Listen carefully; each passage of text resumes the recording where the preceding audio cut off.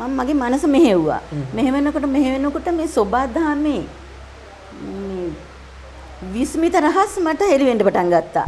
තක්කාලි කියන්නේ මේ විශේෂ ශක්තිය ගොඩක් ඇදිලා එන ඊටාම සුන්දර මේ දේ දුන්නක වගේ දේ දුන්න දේ ගස්වල රිලව් නැගලා ගස් හොල්ලලා බය කරනවා වගේ මිනිස්සු මේක පොඩි බය කිරීමක් පාඩමක් දඬුවමක් සෝබා ධම්ම උතුමිය ඔය කිසල මං කිව්වා වගේ මේක කුළු ගෙඩි පහරක්.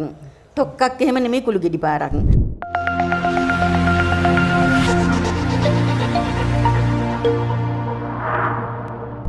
අයිබෝවන් සුබ දවසක් යහපත් දවසක් වාසනාවන්ත දවසක් විශ්වකර්ම අපේ නාලිකාව නරඹන ඔබ සියලු දෙනාටම ප්‍රාර්ථනා කරනවා. විශ්වකර්ම අපේ නාලිකාවක් විදිහට විවිධ මාතෘකා ඔස්සේ අපි ඔබට කරුණු කියනවානේ. මේ හැම දෙයකින්ම අපි බලාපොරොත්තු වෙන්නේ මිනිස්සු විදිහට අපි මේ ජීවිතේ ගත කරන කාල සීමාව තුළ අපි ජීවිතේ සාර්ථකව ඉස්සරහට අරගෙන යන්නට අවශ්‍යයි කියන කාරණය.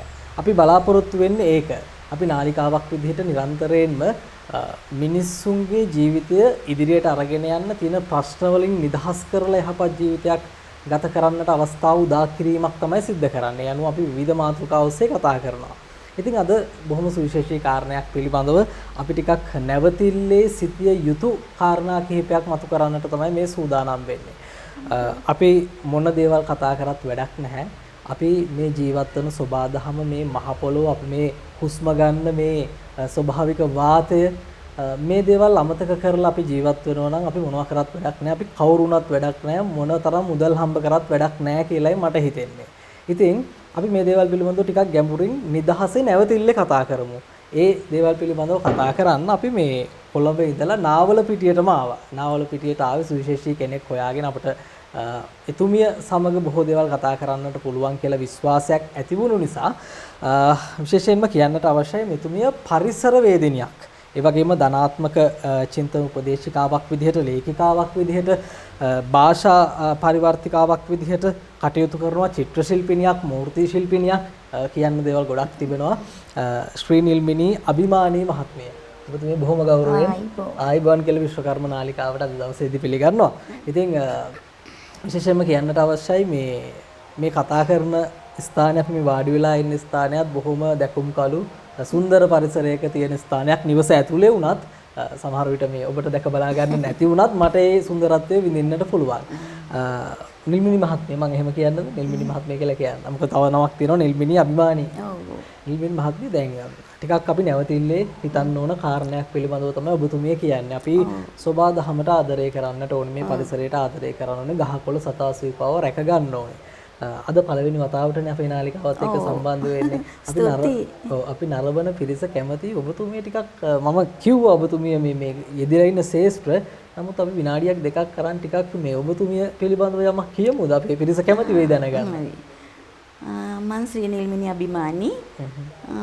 මම පොඩි කාලේ ඉඳලා මේ පරිසරයට ගොඩක් ආදරය කරනවා. කුඩා කාලේ ඉඳලා මගේ අම්මව තමයි මාව මේ පරිසරයට යොමු කරේ. මම ඉපදුනේ මහනුවර අලදෙනිය කියන ගමේ.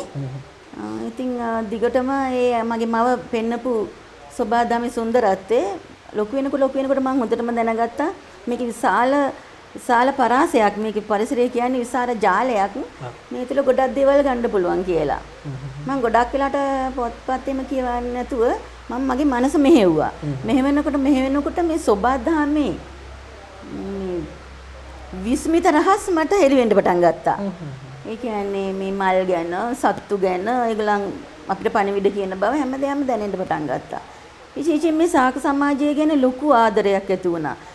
ශාක සමාජය, සත්තු සමාජය ගැන ලොකු ආදරයක්. ගොඩක් වෙලාට මගේ මේ කුසිය පැත්තේ ඉන්න කුරුල්ලෝ මම ඉස්සෙල්ල එකක් ගන්නකොට මගෙත් එක්ක සම්බන්ධ වෙනවා, කතා කරනවා, උදේට කෑම දෙනවා. එහෙම ඉන්නකොට දැනුණා මේ පරිසරයෙන් අපිට ගන්න ගොඩාක් දේවල් තියෙනවා. කාන්තාවක් ඇටින් කාන්තාවක් කියන්නේ ඉතින් මේ කාන්තාව කියන්නේ ආලෝකය කියන එක. චන්ද්‍රකාන්ත, සූර්යකාන්ත කියන්නේ ආලෝකය කියන එක. සෝබා දහමින් දීලා තියෙනවා අපිට කෙලින්ම කාන්තාව කියලා. නිකම්ම කෙලින්ම දීලා. ඒතකොට කාන්තාව දැනගන්න ඕනේ මේ අපි සමාජයට ආලෝකයක් වෙන්න ඕනේ. ඉතින් නිකන් මස් ගොඩකුයි ඇට ගොඩකි තියන මහ පොළොවට පස්සෙලා යන්නේ නැතුව අහවලා මැරුණා කියන ගානට මගේ චරිත නිර්මාණය කරගන්න හොඳ මාධ්‍යයක් කියලා මං හිතුවා පරිසරේ. හිතනකොට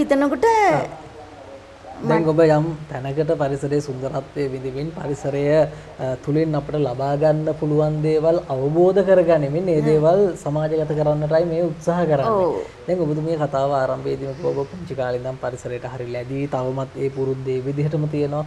මට නැගින ප්‍රශ්නේ තමයි මුලින්ම දැන් අපි ඒක මම පිළිගන්නවා අපි සබහාදාමත් එක්ක පරිසරයත් එක්ක ගැටෙන්න ඕනේ අපි ඒවට ආදරය කරන්න ඕනේ.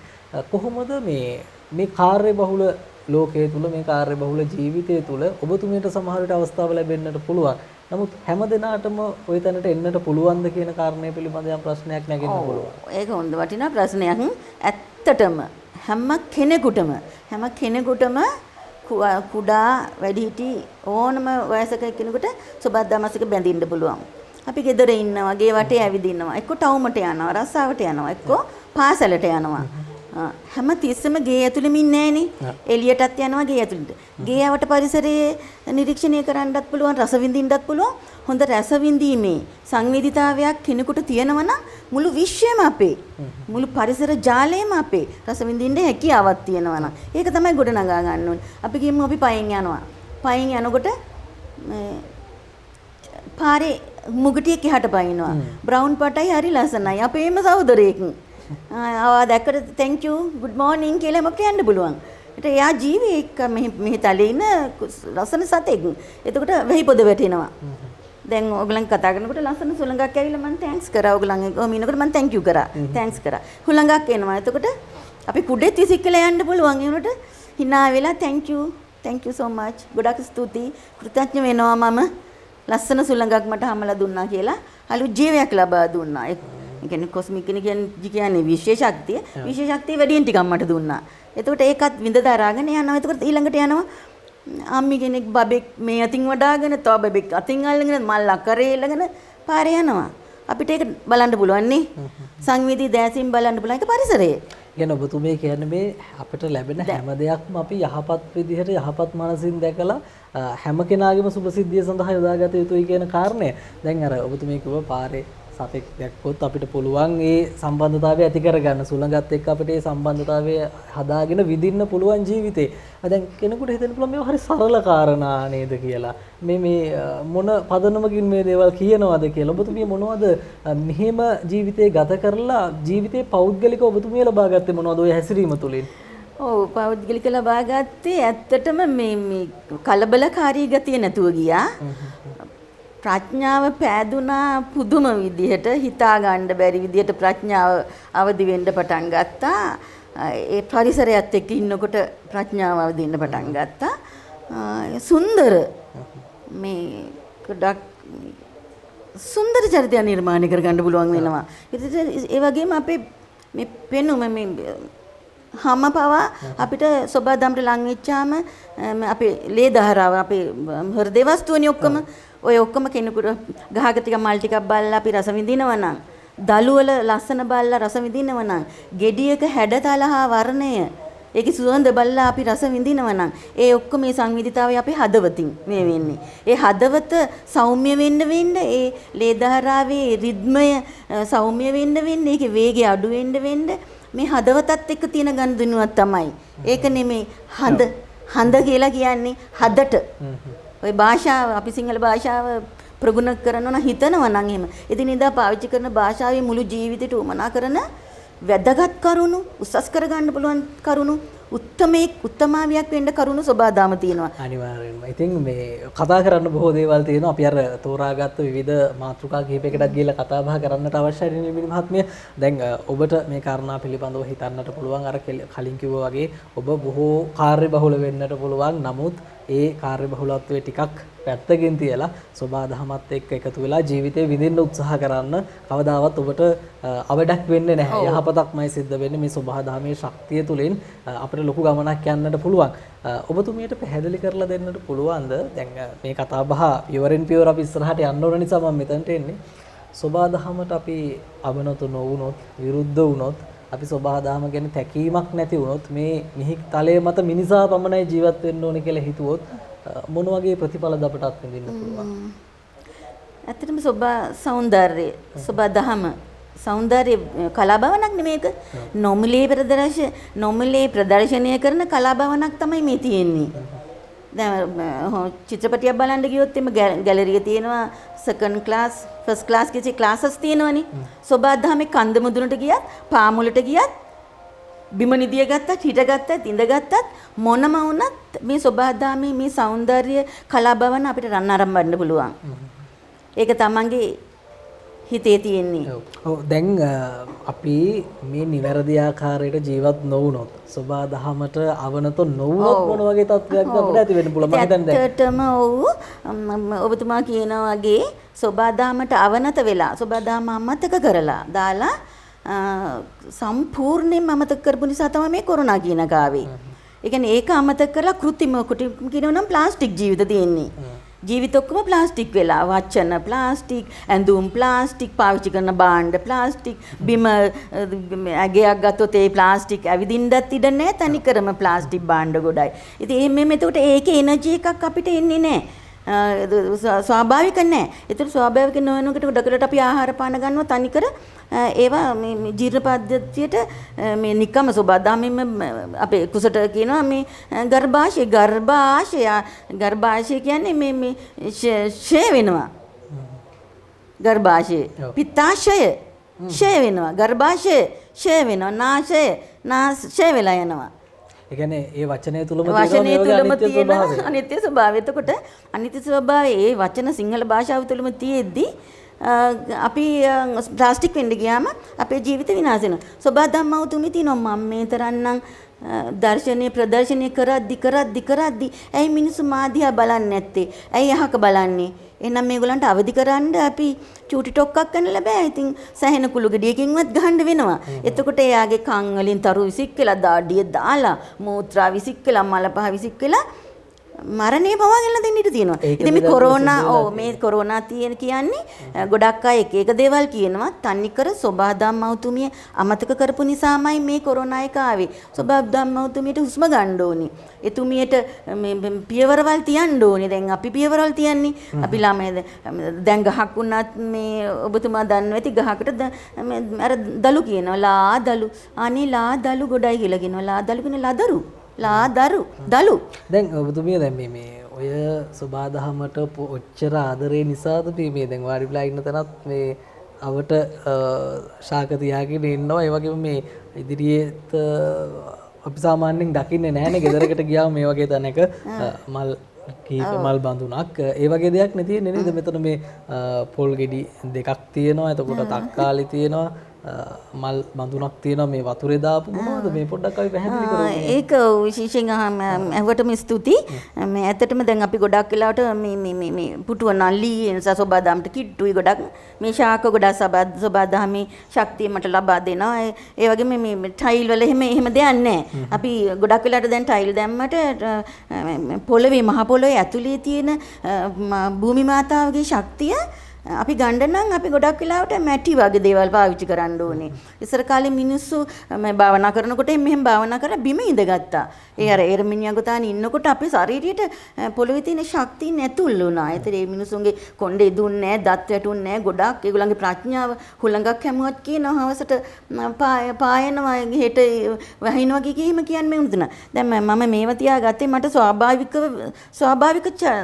සෝබාදහමේ ශක්තිය මට ගන්න උනා. මේ තක්කාලි කියන්නේ ඇත්තම විශේෂ ඒ ගැන පැයක් විතර කතා කරන්න පුළුවන්. තක්කාලි ගැන. තක්කාලි කියන්නේ මේ විශේෂ ශක්තිය ගොඩක් ඇදිලා එන ඊටාම සුන්දර මේ දේ දුන්නක වගේ දේ දුන්න දේ තක්කාලි මිනිස්සෙක් නම් එයා ගොඩක් දේවල් හොඳ දේවල් ඉස්සර දීලා තියෙන නිසා තමයි මේ ලස්සන වෙලා තියෙන්නේ.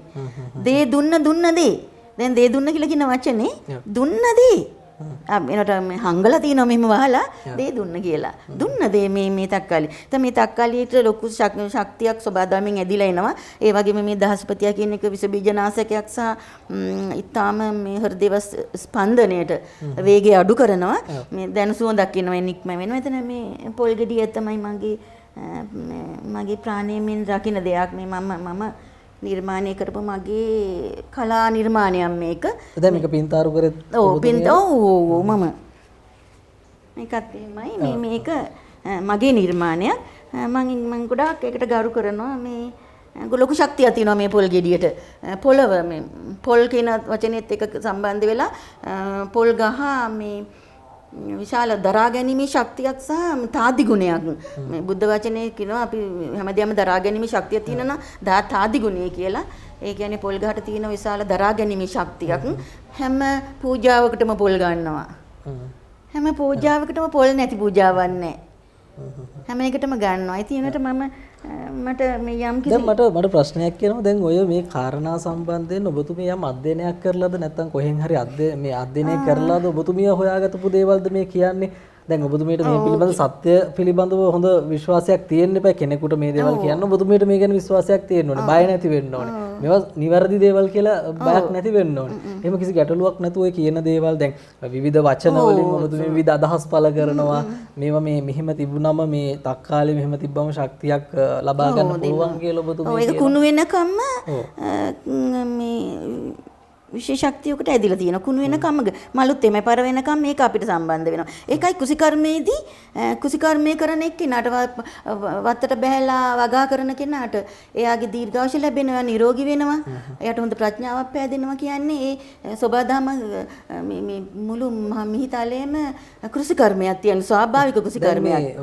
පොල් ගෙඩිය මේ දැන් මේ වෙනසක් තියෙනවා මෙතන. මේ ලෙල්ල ඉවත් කරලා තියෙනවා. මොකක්ද ඒකේ? ඒ ලෙල්ල ඉවත් කරලා තියෙන්නේ මේකේ චිත්‍රයක් නිර්මාණය කරන මේක වෙනසක් සබදාමෙත් වෙනසක් තියෙන සබදාම ගැන මම ගොඩක් හිතන නිසා ඔබතුමා කිව්වා මේක විශ්වාසයක් තියෙනවද කියලා මේ කලා නිර්මාණය තුරින් අපිට සැනසීමක් ලැබෙනව නේද? ඔව් අපි සාමාන්‍ය ඇස් දෙකට බැලුවම ඒක නිදහසක් ලැබෙනවා. ඒක පැහැදිලි. හිතේ සතුටක් ඕනේ, හදවතට සතුටක් ඕනේ. අපි කඩෙන් ගෙනල්ලා ප්ලාස්ටික් මල් පුකුරක්ට වඩා මේකේ ලොකු බලපෑමක් තියෙනවා. පොල් ගෙඩියක් ගන්න නැතුව වෙන ස්වභාවික යමක් ස්ථානයේ තියලා දැන් අපි තුමු ලී කොටයක් පුංචි අරගෙන මේ පින්තාරුවක් කරලා ඔය විදිහට තබා ගත්තොත් ගැටලුවක් නෑ. ඔය කියන ශක්තිය ඒ විදිහටම ලබා ගන්න පුළුවන්. ඔය ගන්න පුළුවන්. මේකෙන් ගොඩක් ගන්න පුළුවන්. يعني පොල් ගහ කියන එක පුද පූජාවට ගන්න නිසාත් මේ ජීවිතයෙන් අපිට අයින් කරන්න බැරි. වෙනත් දේවල් නේ අපිට පොල් ගෙඩිය නම් කන්න නැතුව ඉන්න පුළුවන් නේ.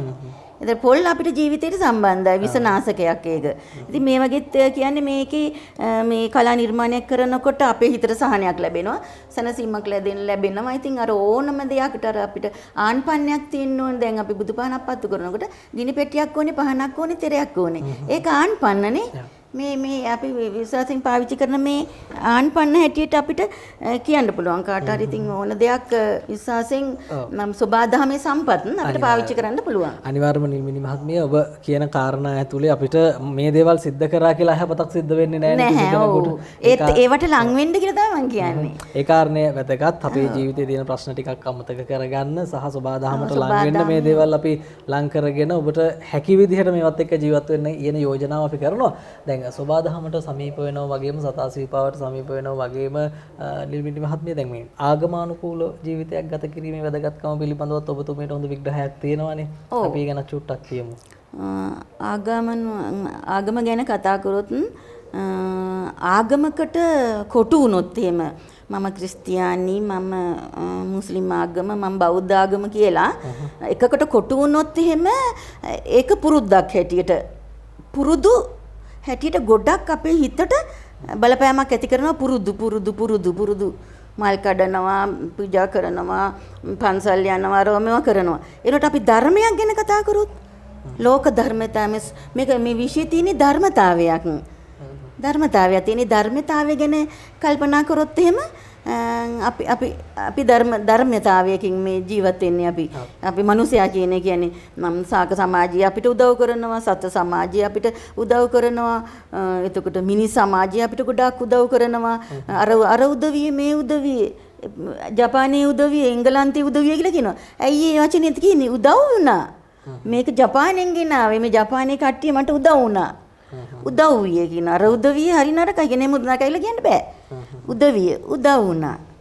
අර ඒ කියන්නේ ඒ සිංහල භාෂාවේ මම වහලා තියෙන සත්‍ය ආවරණය කරලා තියෙන්නේ. සබදාමත් එක්ක ඉන්නකොට निराවරණය කරනවා. ඒකයි මට කියන්න උවමනාව තියෙන්නේ. ඔබතුමිය හිතන විදිහ ඇත්තටම යහපත්. ඒ විදිහට හිතුවොත් අපිට අර මිනිස්සුත් එක්ක ප්‍රශ්න නැතුව අනිත් කෙනා දිහා ආදරෙන් බලන්න අපිට මේ අදහසක් ඇති කරගන්න පුළුවන්. ඒ වැදගත්කම ඔබ මෙතුමියගේ කතාව තුළින් ලබා ගන්න. අර ගැටලුව මට තියෙනවා, මේ ගැටලුව තියෙනවා, අරයට ඉරිසියා කර කර එහෙම ජීවත් වෙන පරිසරයක් අපට අවශ්‍ය නැහැ කියන තැනටයි මෙතුමිය එන්නේ.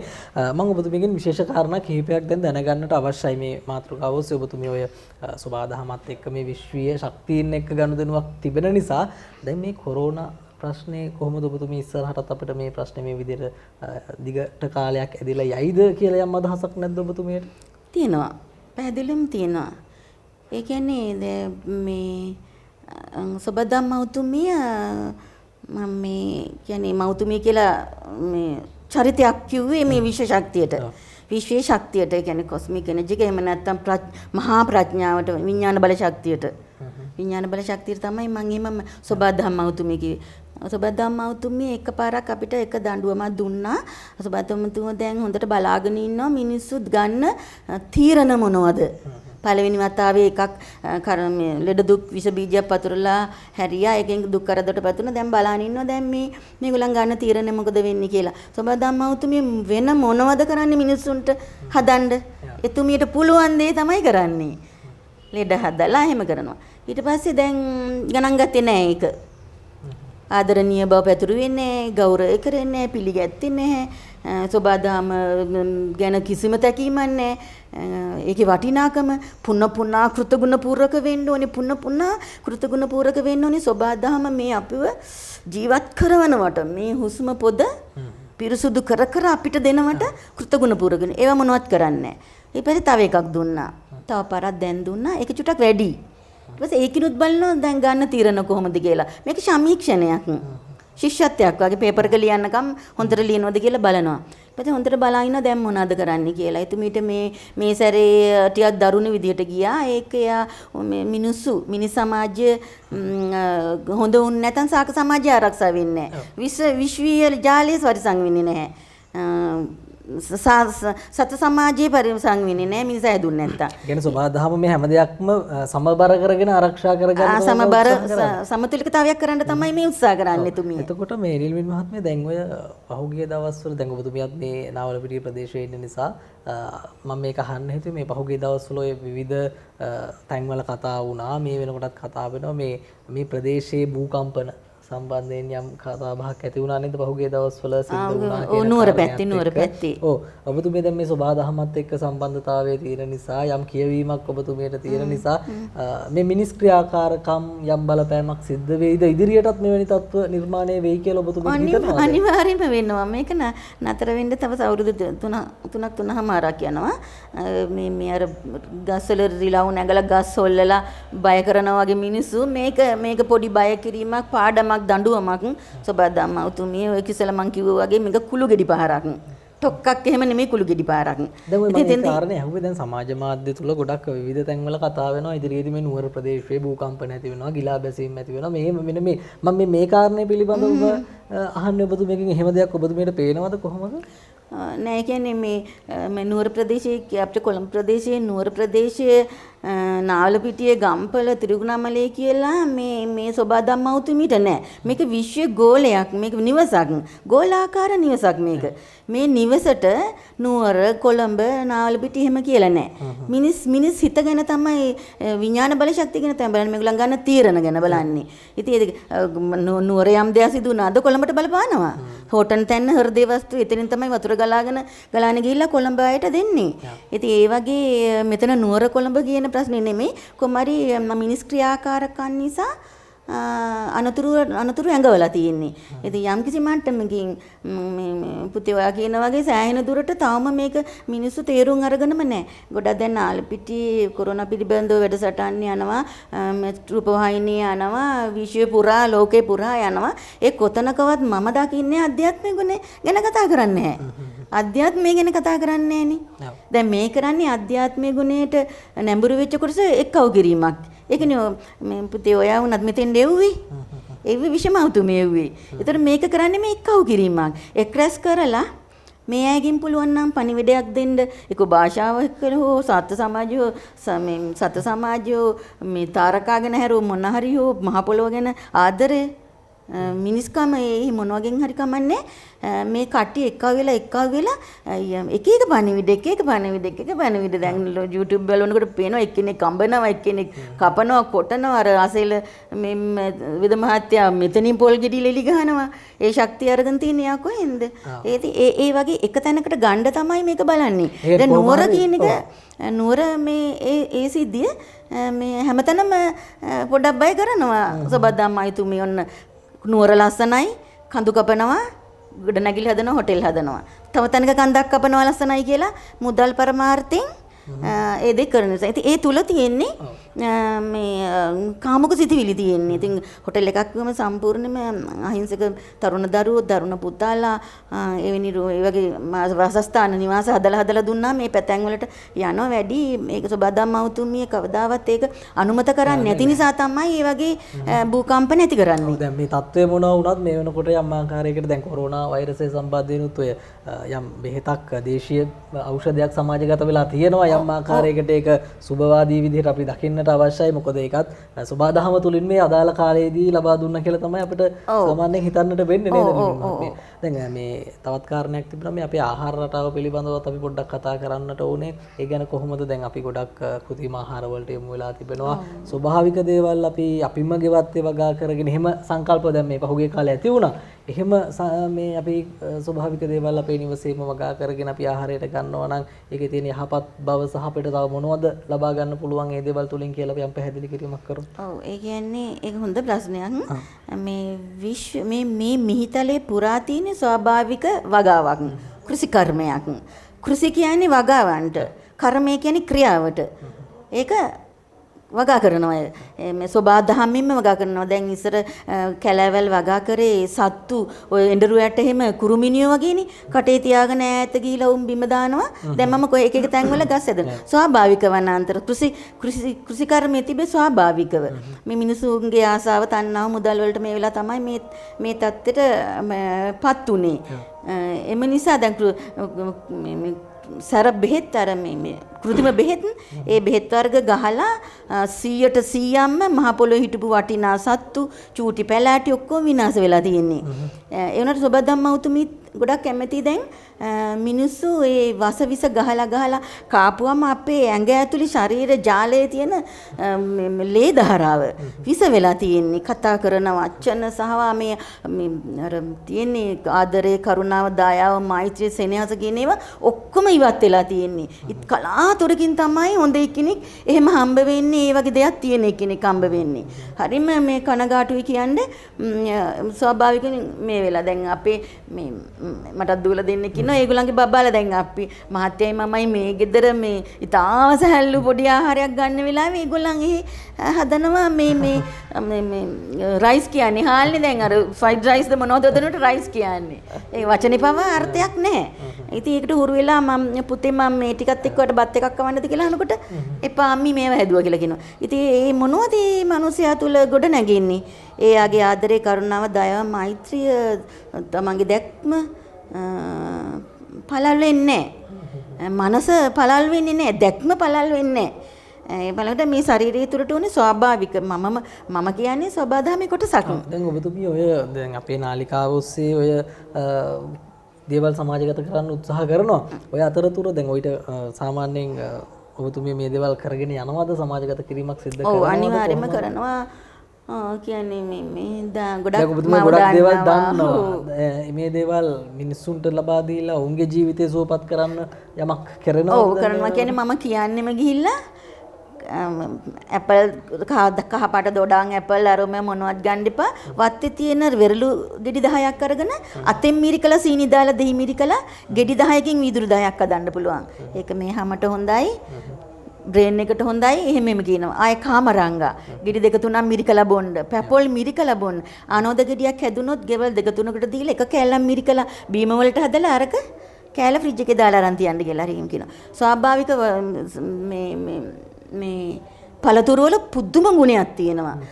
මාස 3ක් ඒක පාවිච්චි කරොත් මේ ඉන්න පුද්ගලයා නෙමෙයි ඉන්නේ. ශරීරයේ සිතුවිලි වෙනස් වෙනවා. ශරීරයේ හැඩය වෙනස් වෙනවා.